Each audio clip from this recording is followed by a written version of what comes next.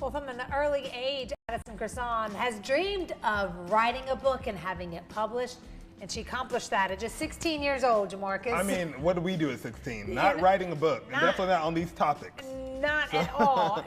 Last December, your book was put out, The Yellow Badge. We've got Miss Addison here to tell us all about it. Congratulations. Thank you. That is a big deal. Why writing? Why is this something you've always wanted to do? I don't know, like ever since I was a really little kid, like 6, I can remember just wanting to write. Like that's just all I've ever wanted to do. And now you love being in a hammock and writing and kind of coming up with stories too. And that's all I think about. And the topics are so much more advanced than you would think like a young person would want to write on. Like, what is the interest there? Have you always been interested in like historical moments or like, you know, all that stuff? Like in school, I remember like, well, I'm still in school, but I wasn't really interested in a lot of like World War II and stuff. I mean, I loved history, but that wasn't like my primary topic of choice.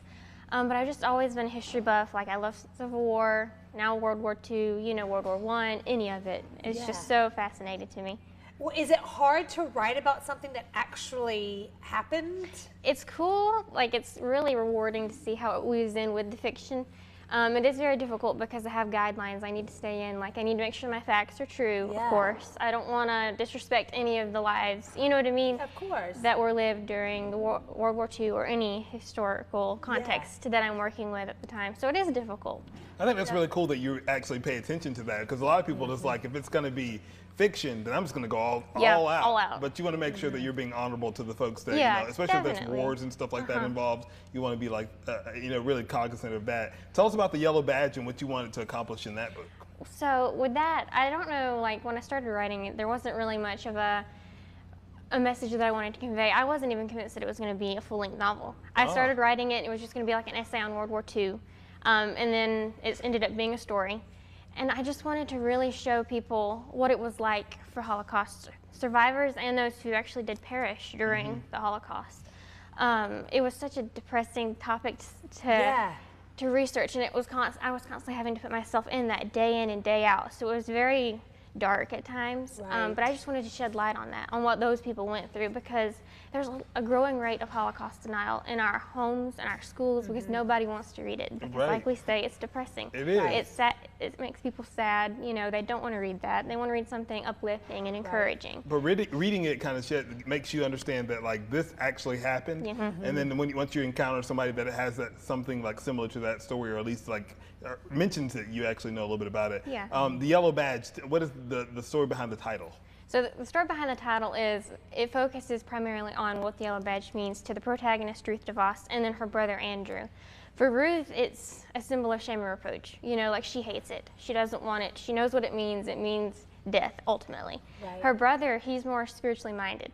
So like he's got a kingdom mind. He sees what it could mean for God, in God's eyes for him. So that's the story behind the title itself, and everything just weaves back into the Yellow Badge and what it meant in that day for those who wore it. I mean, it's you're so good. Complex for like a young person to be able to do that. So people that want to like maybe have you come and speak, or they want to buy the book, where can they do that? So the book is on all platforms: Amazon, Barnes & Noble, Books A Million. It's in several like little independent bookstores. And then online, I'm on Facebook on Addison Cresson Author. You can just message me. I'm on Instagram as A Cresson Author. I have a website. You can email me there.